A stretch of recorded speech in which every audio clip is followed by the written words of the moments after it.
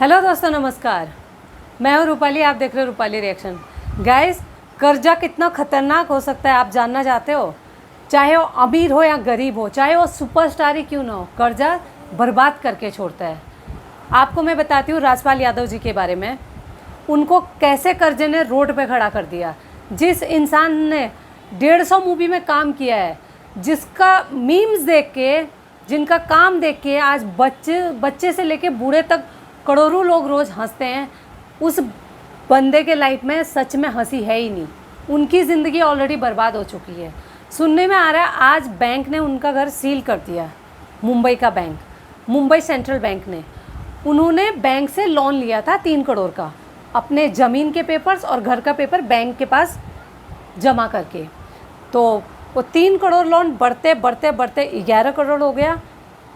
कितने बार बैंक ने नोटिस भेजा, उनको कोई जवाब नहीं मिला क्योंकि उनके पास पैसा ही नहीं था। तो फाइनली आज उन्होंने आके घर खाली करा दिया और घर पे चिपका दिया कि भाई ये घर ना बेच सकते हो, ना कोई रेंट पे दे सकते हो, अब ये बैंक की प्रॉपर्टी है। तो गाइस, फाइनली वो आज रोड पे खड़े हैं। और दुखद बात यह है कि इस एज में उनके पास काम भी नहीं है, और काम उनको मिलता भी है तो एक मूवी में छोटा छोटा रोल मिलता है, तो उससे 11 करोड़ तो नहीं चुक पाएंगे। और मुंबई जैसे शहर में रहना खाना कितनी महंगाई है, ये सभी जानते हैं। तो भाई, इतना इज्जत कमाने के बाद, इतना काम करने के बाद भी कर्जे ने उनको आज बर्बाद करके छोड़ दिया है। आप बताइए, 150 मूवी में काम करना कोई छोटी बात नहीं होती है। लोगों का सपना होता है एक मूवी में और दिख जाएं, एक छोटा सा रोल मिल जाए। अगर वो पर्दे पे आ जाते हैं ना, हीरो उनके सामने फीका पड़ जाता है। इतना बेहतरीन उनका काम रहता है, फिर भी वो आज बर्बाद हो गए हैं। उनका एक डायलॉग है कि मेरा बुरा दिन कभी नहीं था और ना ही कभी बुरा दिन होगा। भाई, मेरे पास हाथ और पैर हैं तो मेरा बुरा दिन कभी हो ही नहीं सकता। भगवान करे वो हमेशा ऐसे ही मोटिवेट रहे और वो इस मुसीबत से जल्द निकल जाएं और उन्हें भगवान इस मुसीबत से लड़ने की शक्ति दे। और सेकंड एक्टर हैं तारक मेहता का उल्टा चश्मा।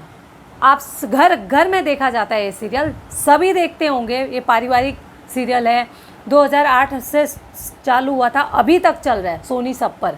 और सब ने ये पूरे हिंदुस्तान ने ये शो देखा है। उनमें एक सरदार जी का रोल करते थे सोडी। सोडी का रियल नाम है गुरचरण सिंह। उन्होंने 5 से 6 साल उस सीरियल में काम किया। उनकी मदर बीमार पड़ गई और सोडी बेसिकली दिल्ली से हैं। उनकी मदर बीमार पड़ गई तो उन्होंने शो छोड़ दिया और वापस चले गए दिल्ली। वहाँ पे उन्होंने थोड़ा अपना माँ का ध्यान रखा, फिर रिटर्न आए, फिर उन्होंने शूटिंग चालू कर दिया। फिर किसी कारणवश उन्होंने शो छोड़ दिया 2-3 साल पहले। अब जब उन्होंने शो छोड़ दिया तो कहीं दूसरी जगह काम नहीं मिला उनको। धीरे धीरे कर्जा लेते लेते उन्होंने कम से कम 9 से 10 क्रेडिट कार्ड ले लिए बैंक से। अब क्रेडिट कार्ड यूज़ करते करते उन पे 60 लाख का कर्जा हो गया। अब बैंक वाले उनके पीछे पड़ गए। बैंक वाले पीछे पड़ गए तो यहाँ से दिल्ली भाग के चले गए। दिल्ली भी उनके घर पे लोग पहुँचने लगे। रिश्तेदारों से भी कर्जा लिया हुआ था, तो दिल्ली से भी उन्होंने डिसाइड किया भाई मैं अब घर छोड़ के चला जाता हूँ। तो वो घर छोड़ के चले गए। चुपचाप रास्ते में एक जगह अपना फ़ोन रख दिया उन्होंने, मेट्रो पकड़ के गुरुद्वारे चले गए। जब उनके फादर ने पुलिस कंप्लेन किया तो पुलिस वालों ने छानबीन की। पुलिस वालों को समझने में कतई टाइम नहीं लगा कि ये बंदा अपने से गायब हुआ है। तो सब ने रिक्वेस्ट की, उनके फादर ने रिक्वेस्ट की, पुलिस वालों ने रिक्वेस्ट की, भाई आपको कुछ नहीं करेंगे, आप जहाँ भी हैं प्लीज़ अपने पेरेंट्स से कांटेक्ट कीजिए। तो 25 से 30 दिन बाद वो अपने आप ही रिटर्न आ गए।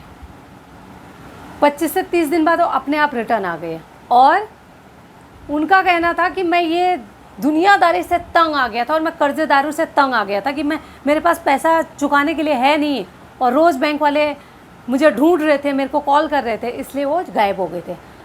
अब परसों उन्होंने इंटरव्यू दिया है कि 35 दिन से मैंने खाना नहीं खाया, सिर्फ मैं लिक्विड पे जी रहा हूँ। मुंबई में जगह जगह काम ढूंढ रहा हूँ, कोई मुझे काम नहीं दे रहा है, बैंक वाले मेरे पीछे पड़े हैं, मैं कैसे जीऊँ, ना जी पा रहा हूँ ना मर पा रहा हूँ। उनका ये स्टेटमेंट था। और उन्हें अपनी मदर का ध्यान भी रखना है। उनके पेरेंट्स भी हैं, सीनियर सिटीज़न हैं उनके पेरेंट्स, तो उनके सर पे अपने पेरेंट्स की जिम्मेदारी भी है, अपना कर्जा भी चुकाना है, और उनके पास फ़िलहाल कोई काम भी नहीं है।